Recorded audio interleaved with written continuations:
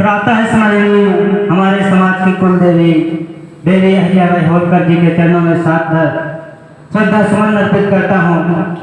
तत्पश्चात कुशल मंच संचालन कर रहे प्रखर वक्ता, हमारे जिले के संगठन का काम देख रहे आदरणीय अमित पाल जी, जिले का संगठन महामंत्री और पार्टी के प्रवक्ता के रूप में वो जो सेवाएं दे रहे हैं, उसके लिए मैं अपनी पूरी टीम की तरफ से सादर धन्यवाद प्रस्तुत करता हूं।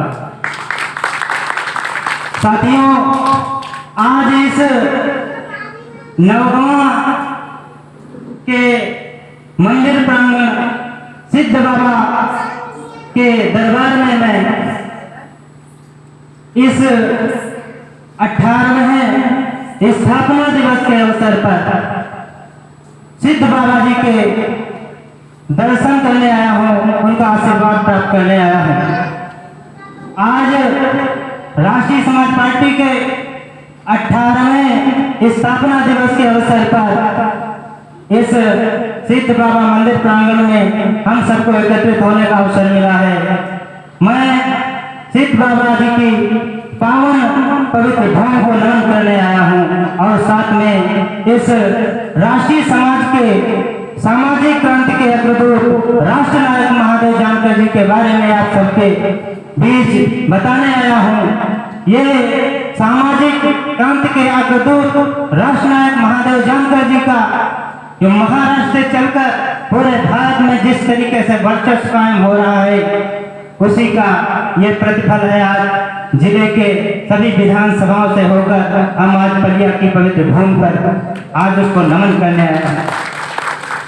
आज ये जो कार्यक्रम हो रहा है, इसका जो कुशल संचालन और कार्यक्रम की अध्यक्षता मेरे दिल के बहुत करीब, मेरी विचारधाराओं से लगातार अभिभूत होने वाले हम सब एक दूसरे से घंटों बात करके सामाजिक क्रांति के लिए, समाज में परिवर्तन कैसे हो, शिक्षा, स्वास्थ्य, राजनीतिक जो विरासत है, हमारी विरासत थी माता अहिल्या जी के काल में पूरे भारतवर्ष में हम सबका राज था। क्या कमी रह गई कि हम लोग हाशिए पे आ गए, राजनीति से वंचित हो गए? क्यों महादेव जानकर को राष्ट्रीय समाज पार्टी की स्थापना करनी पड़ी? पार्टियां तो बहुत चलती थी, सत्ता में आई गई, सत्ता का सुख होगा, लेकिन आपका समाज जो पहले राजा हुआ करता था वो फकीर क्यों हो गया? इस बात का चिंतन करने के लिए हम लोग यहाँ पे आए। साथियों, मैं बताना चाहता हूँ, लोग कहते हैं राष्ट्रीय समाज पार्टी अभी उत्तर प्रदेश में छोटी पार्टी है, इसमें जोड़ेंगे तो हमारी बेइज्जती होगी। खासकर समाज, हमारा समाज अभी अपने आप को बेइज्जत महसूस कर रहा है पार्टी के साथ काम करने में। दूसरे पार्टियों का झंडा ढोते हैं, दूसरे की दरी बिछाते हैं, दूसरे की कुर्सी डालते हैं, लेकिन वहां मिलता क्या है? वो नेता कभी नहीं बन पाते। राजनीति में हिस्सेदारी दिलाने के लिए राष्ट्र नायक महादेव जानकर जी ने कहा कि हमारे समाज को लीडर बनाना है, लोडर नहीं। अभी तक हमारा समाज लोडर बनकर काम कर रहा है, दरी बिछाने वाला, दूसरे के आगे हाथ फैलाने वाला समाज था। दूसरे के आगे जाते हैं, टिकट मांगते हैं, जिसकी उत्तर प्रदेश में 1.5 करोड़ के ऊपर आबादी हो और दूसरे के साथ, दूसरे के सामने जाए, हाथ फैलाए, हमको साहब टिकट दे दो। शर्म आती है। टिकट मांगने वाला कब तक बने रहेगा? इसीलिए महादेव जानकर ने अपनी पार्टी स्थापित की और बोले हमको देने वाला समाज बनाना है, मांगने वाला नहीं। जानकर साहब हमसे हमेशा कहते हैं we are a commander not a demander. मैं देने वाले समाज से हूँ, मैं अहिल्या देवी होलकर के समाज का वंशज हूँ। मैं अभी तक देश का नेतृत्व करते आया हूँ, आगे भी मेरे समाज के लोगों द्वारा दिल्ली की गद्दी से देश का नेतृत्व हो, इसको करके उन्होंने पूरे भारत भ्रमण किया। माननीय कांसी राम जी के साथ में रहे, पूरा भारत भ्रमण किया। दलित शोषित वंचित समाज को जगाने के लिए वो पैदल भी चले, गांव-गांव गए, साइकिल से चले, मान लो डीपी सिंह जी के साथ रहे जो प्रधानमंत्री डीपी सिंह हुआ करते थे, मंडल आयोग की सिफारिश करने के लिए जानकर साहब। आप कुछ नेता आते हैं बीच में धनगर समाज की बात करते हैं, आदरणीय वर्मा जी हमारे अन्य समाज के लोग भी बैठे हैं, मैं कुछ आज समय समाज पे लेना चाहता हूं क्योंकि हमें लगा समाज के लोग ज्यादा बैठे। मैं 5 समाज के लिए थोड़ा सा अधिक समय लूंगा, मैं आपको टारगेट करके बात करूंगा। कुछ लोग अभी आए होंगे आपके लिए धनगर के नाम पे संगठन खड़ा करने की बात की होगी, चंदा मांगा होगा, धरना प्रदर्शन किया होगा, लेकिन उससे कुछ आपको हासिल हुआ? कितने लोग धनगर सर्टिफिकेट बनवा के बैठे हैं? जितना हम सब लोग धनगर सर्टिफिकेट के पीछे बैठे बनने के पीछे पड़े हैं, उतनी अगर मेहनत आप सरकार बनाने के लिए कर लोगे तो धनगर सर्टिफिकेट आपके नेता खुद बना के देंगे, हैंड टू हैंड बन जाएगा। इसलिए शासन सत्ता में काबिज होने के लिए काम करना चाहिए इस राष्ट्रीय समाज को, क्योंकि बाबा साहेब अम्बेडकर हमेशा कहते थे राजनीतिक सत्ता हासिल करके ही सभी समस्याओं के ताले खुल सकते हैं, बिना राजनीतिक ताकत को प्राप्त करते हुए आप किसी भी ताकत पर नहीं पहुंच सकते। इसलिए जब हमेशा बाबा साहेब अम्बेडकर कहते थे हमारे जो ये मूल निवासी है, भारत का मूल निवासी है, इसको हमेशा वोटर बन के काम नहीं करना चाहिए, वोट देकर सरकारें बनाने तक ही सीमित ना रहो, कानून कैसे बनाने वाले बनोगे इस बात पर अमल करो। तो सरकार बनाने से ज्यादा कानून बनाने के लिए आप लोग काम करें। मेरे साथियों, 17वीं शताब्दी का कालखंड हमारा था, क्या कमी रह गई? हम लोग राजनीति से वंचित हो गए, एक एक टिकट के लिए दर दर घूम रहे हैं, दूसरी पार्टियों के पीछे जाते हैं। खासकर मैं जनपद लखीमपुर खीरी की बात करूं तो 2.5 से 3 लाख का आबादी केवल पाल समाज की है। क्या हमारे समाज में ऐसा कोई व्यक्ति नहीं है जो विधानसभा लोकसभा लड़ सके? व्यक्ति है, लेकिन हम लोगों को लोडर बना के रखा जाता है, लीडर बनने नहीं दिया जाता। जिसका हम लोग झंडा ढो रहे हैं, कम से कम विचार करना चाहिए। इतने दिन से हमारे 50 साल से हमारे युवा, हमारे बुजुर्ग दूसरी पार्टियों में काम करते आए, वोट देते आए, क्या आपने कभी उनसे टिकट की मांग की? अगर की तो क्यों टिकट नहीं मिला? आपकी संख्या भी काफी है, आपके लोग भी लड़ने में सक्षम है, टिकट किसी पार्टी ने नहीं दिया, तो फिर क्यों दूसरी पार्टियों का झंडा ढोते हो? मैं ये सवाल करना चाहता हूँ। प्रश्न यही है कि क्यों झंडा ढोते हो? किसी के साथ जाओ, जानकर साहब हमेशा कहते हैं जिस पार्टी में हो लीडर बन के रहो, चमचा बन के मत रहो। चमचों की इज्जत नहीं होती, लीडरों की इज्जत होती है। इसलिए इस राष्ट्रीय समाज को नेता बनाने के लिए माननीय महादेव जानकर जी ने महाराष्ट्र की ककरेली पथरीली जमीन को नामते हुए मध्य प्रदेश, बिहार, राजस्थान, उत्तर प्रदेश तक राष्ट्रीय समाज पार्टी का परचम फहराने के लिए आप सबके बीच में आए हैं। लगातार वो आपने सुना होगा समाज के लिए बहुत से लोग काम कर रहे होंगे, रुपये पैसे चंदा दे देते होंगे सामाजिक उत्थान के लिए, लेकिन आज तक आपके समाज का ऐसा व्यक्ति किसी ने नहीं सुना होगा जिसने इस राष्ट्रीय समाज के उत्थान के लिए अपने आप को जीता जागता दान में दे दिया हो। उस मसीहा को महादेव जानकर कहते हैं, जिसने अपने आप को जानकर साहब पार्टी बनाने से पहले प्रण लिया कि मैं आज से अपने सभी नाते रिश्ते तोड़ रहा हूँ, मैं जीऊंगा तो राष्ट्रीय समाज के लिए, मरूंगा तो राष्ट्रीय समाज के लिए। मैं आज से प्रण लेता हूँ, मैं अपने आप को जीता जागता समाज के लिए दान में दे रहा हूँ। मैं अब अपने माँ बाप का बेटा नहीं रहा, मैं अब राष्ट्रीय समाज का बेटा बन गया हूँ। राष्ट्रीय समाज का बेटा बन के राष्ट्रीय समाज को उन्नति के शिखर तक जब तक पहुँचा नहीं लूंगा तब तक चैन से बैठने वाला नहीं। साथियों, उनकी मेहनत और परिश्रम का ही परिणाम है आज राष्ट्रीय समाज पार्टी 18वें वर्ष में प्रवेश कर रही है। अभी तक तो पार्टी वोटर भी नहीं थी, अब 18 वर्ष की पार्टी अब युवा पार्टी बन के उभरी, अब वोटर हो गई है, अब लड़ने में सक्षम हो गई है। तो 18 वर्ष में जानकर साहब ने 18 प्रदेशों में कार्यकारिणी का विस्तार कर दिया।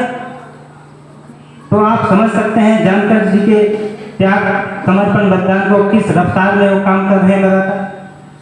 जिसको अभी पिछले हफ्ते वो दिल्ली बुलाए गए थे, अमित शाह जी ने बुलाया था खाने पे, वो लगातार टच में रहते हैं। प्रधानमंत्री जिनकी प्रशंसा करते नहीं करते। तो ऐसे नेता को हम सब माने, जिसको पूरा देश मान रहा है, अभी पाल समाज नहीं मान रहा। हमारे अगर नेता को दूसरे समाज ना मानते होते तो वर्मा जी हमारे जिला उपाध्यक्ष बने नहीं बैठे होते।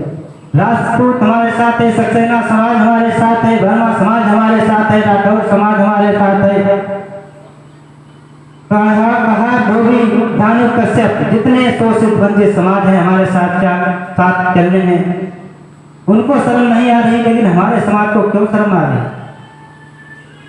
क्योंकि वो समझते होंगे जैसे पहले हमारे समाज के कई नेता आए, पार्टियां बनी और विलय कर लिया, एक टिकट के लालच में बिक गए। जैसे सर्वोदय पार्टी राजा राम जी ने बनाई, एक टिकट के एवज में उन्होंने पूरी पार्टी का विलय कर लिया, कांग्रेस में विलय हो गए। लेकिन जानकर साहब ये खत्म होने वाला नेता नहीं है। जानकर साहब अभी पिछली सरकार में नरेंद्र मोदी जी केंद्रीय मंत्रिमंडल में शामिल कर रहे थे, केंद्रीय मंत्रिमंडल में केंद्रीय मंत्री बना रहे थे। उनकी शर्त क्या थी कि जानकर साहब लोकसभा हमारे सिंबल से लड़ेंगे। तो जानकर साहब ने जवाब दिया, मोदी जी अगर आपके सिंबल से ही हमें चुनाव लड़ना होता तो हमने पार्टी क्यों बनाई? इसलिए हमें ये राजनीति ना सिखाओ, हमारी पार्टी को खत्म करने की कोशिश मत कीजिए। ये महादेव जानकर है, ये खत्म होने वाला नहीं है। मैं नेता बनूंगा, दिल्ली भी पहुंचूंगा, लेकिन अपनी पार्टी के सिंबल से, अपनी पार्टी से जीत कर जाऊंगा। तब केंद्रीय मंत्री बनाओगे, आप ही बनाओगे, क्योंकि मैं एनडीए में हूँ, एनडीए में काम कर रहा हूँ। तो मोदी जी ने पीठ थपथपाई, बोले जानकर तुम बहुत हटी हो, तुम्हारी परीक्षा ले रहा था कि ये डिगने वाला तो नहीं है, लालच मंत्रिमंडल के लालच में ठीक तो नहीं है। तो आपको एक ऐसा नेता मिला है जिसना संघर्ष, वेल एजुकेटेड, जिसने पूरे भारतवर्ष में इंजीनियरिंग में टॉप रैंक हासिल करते हुए गोल्ड मेडल हासिल किया, जो अपने लग्जरी जीवन को छोड़कर आपके बीच में धूप में, बरसात में, हर प्रदेश, हर जिले में घूम रहा है। किसके लिए घूम रहा है? उन्होंने शादी विवाह नहीं किया, कभी वचन दिया मैं कभी शादी ब्याह नहीं करूंगा, विवाहित रहूंगा। क्यों किया? क्योंकि कल को ये कोई प्रश्न न उठा सके, ये सब अपने परिवार के लिए कर रहा है, अपने बीवी बच्चे के लिए कर रहा है। ये नेता बना है, मंत्री बना है, मुख्यमंत्री बना है, इसके बाद इसका बेटा बन जाएगा, ये कोई प्रश्न न उठा सके, इसलिए उन्होंने इतना बड़ा प्रण लिया, कहा मैं कभी, आज प्रण लेता हूँ, कभी शादी नहीं करूंगा। तो परिवारवाद का प्रश्न चिन्ह नहीं बना। साथियों, जानकर साहब हमेशा कहते हैं मैं केवल शासन सत्ता का सुख भोगने के लिए नहीं आया हूं, मैं मुख्यमंत्री की कुर्सी पर बैठने नहीं आया हूं। जानकर साहब हमेशा कहते हैं राष्ट्रीय समाज पार्टी का एक एक कार्यकर्ता समाज नीति से राजनीति और राजनीति से व्यवस्था परिवर्तन करने आया है, व्यवस्था परिवर्तन करके ही जाएगा। जब तक हम लोग व्यवस्था परिवर्तन नहीं कर देंगे तब तक चैन से बैठने वाले नहीं हैं। अभी उत्तर प्रदेश के लोग भी ये पूछना शुरू किए हैं। समाजवादी पार्टी के भी राष्ट्रीय अध्यक्ष ने 4 बार जानकर साहब के पास फोन करके साहब से समय मांगा, साहब मुलाकात करना चाहता हूँ, आपकी पार्टी उत्तर प्रदेश में काफी तेजी से उभर के आ रही है, आपका समाज भी काफी संख्या में है, साहब गठबंधन कर दीजिए। साहब बोले अभी तो हमने कुछ किया ही नहीं है, अभी तो मैं खरपतवार काट रहा हूँ, अभी कोई बड़ी जनसभा, बड़ी रैली जानकर साहब ने की नहीं है। आंतरिक रूप से पूरी सदी हुई रणनीति की तरह से मैं और मेरे सभी कार्यकर्ता एक मिशनरी के रूप में काम कर रहे हैं आंतरिक बूथ लेवल तक। जिस दिन शक्ति प्रदर्शन करने का अवसर आएगा, शक्ति प्रदर्शन भी किया जाएगा, शक्ति भी दिखाई जाएगी। उत्तर प्रदेश का लखनऊ में रामाबाई मैदान है, उसको भी भरा जाएगा। उससे पहले हम सबको बूथ तक अपनी कार्यकारिणी खड़ा करेंगे। जिस दिन प्रत्येक बूथ में रास्ता के केवल दो कैंडिडेट पहुंच जाएंगे। उस दिन देख लेना उत्तर प्रदेश की सियासत में खलबली मच जाएगी। उत्तर प्रदेश सरकार में अभी 2022 के चुनाव में देखना, अगर आपका समाज जागरूक हो गया तो उत्तर प्रदेश सरकार में उत्तर प्रदेश की सरकार आपकी पार्टी के बिना सहयोग के नहीं बनेगी। ये मैं दावा करके जा।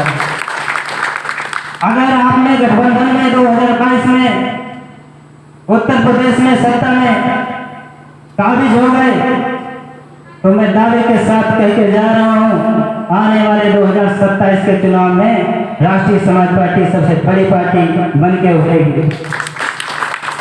मैं ये बातें हवा में नहीं बोल रहा हूं, जानकर साहब की पूरी मैथमेटिक्स है। उन्होंने पूरी गणित बैठाई है कि कैसे हम सत्ता में पहुंचेंगे। यादव हमसे कम है संख्या में, गौतम हमसे कम है संख्या में, वो 3-3 बार 4-4 बार मुख्यमंत्री बना सकते हैं, उनसे काफी संख्या में आगे। हम लोग क्यों नहीं बना सकते? लेकिन जागरूकता की कमी है। जिस दिन हम सब जागरूक हो गए, उत्तर प्रदेश की सियासत में खलबली मचना स्वाभाविक है। साथियों, जो लोग कहते हैं अभी पार्टी को समय लगेगा, अभी पार्टी आपकी बहुत छोटी है, यहाँ सत्ताधारी पार्टी बहुत मजबूत है, उसके सामने कुछ लोग कहते हैं अभी के आगे ये बेला नहीं चलेगा, तो उनको मैं जवाब देना चाहता हूँ, मंजिल मिल ही जाएगी, मंजिल मिल ही जाएगी। भटकते ही सही, गुमराह तो वो है जो घर से निकले ही नहीं। तो घर से तो निकलना पड़ेगा, संघर्ष करना पड़ेगा और संगठन को मजबूत करना पड़ेगा, क्योंकि संघ है शक्ति कलयुग। कलयुग में संगठन ही सबसे बड़ी शक्ति है। जिस दिन आपने संगठन बना लिया, 2 करोड़ आपकी संख्या उत्तर प्रदेश में है, 2 करोड़ का अगर 5% भी कर लोगे, 2 करोड़ में 1 करोड़ निकाल दीजिए, 1 करोड़ रख दीजिए, 1 करोड़ में 5% कर दीजिए, 5% लोग पूरे उत्तर प्रदेश से 5% लोग जिस दिन लखनऊ के रामाबाई मैदान को भर देंगे, 5% का मतलब 5 लाख लोग। जिस दिन 5 लाख लोग उत्तर प्रदेश की राजधानी लखनऊ में पहुंच जाएंगे, उस दिन सरकारों की नींदें खुल जाएंगी, दिल्ली सरकार भी हिल जाएगी। इसलिए किसी काम को, किसी पार्टी को, किसी नेता को छोटा मत। नेता कोई छोटा बड़ा नहीं होता, उसके विचार बड़े होते हैं। जिस नेता के विचार अच्छे लगते हैं लोग उसके साथ चले जाते हैं। तो हमारे साथ ऐसा नेता है जिसने अपने आप को जीता जाता समाज के लिए दान दिया हो। क्या आपकी नजर में ऐसा कोई नेता है जिसने अपने परिवार का त्याग किया हो, जिसने ये प्रण किया हो मैं कभी निजी प्रॉपर्टी नहीं बनाऊंगा, मैं कभी शादी नहीं करूंगा, मैं कभी घर नहीं जाऊंगा, मैं अपने आप को जीता जागता समाज के लिए दान में दे दूंगा? ऐसा नेता आज तक हमने तो नहीं सुना, आप लोगों ने सुना होगा, देखा होगा तो अलग बात। नेता भाषण तो बहुत देते हैं, बड़ी बड़ी बातें करते हैं, लेकिन जमीनी धरातल पे काम कौन करता है, इस बात पर विचार करना चाहिए। नेता तो हमारे भी बहुत बड़े हैं, बोलते रहते हैं ये करूंगा वो करूंगा, कि जितने वादे किए गए थे पूरे हुए क्या? 15-15 लाख सबके खाते में आ गए होंगे, आए क्या? तो बातें करने से हमको हमारे अधिकार नहीं मिल जाते हैं। भूखे व्यक्ति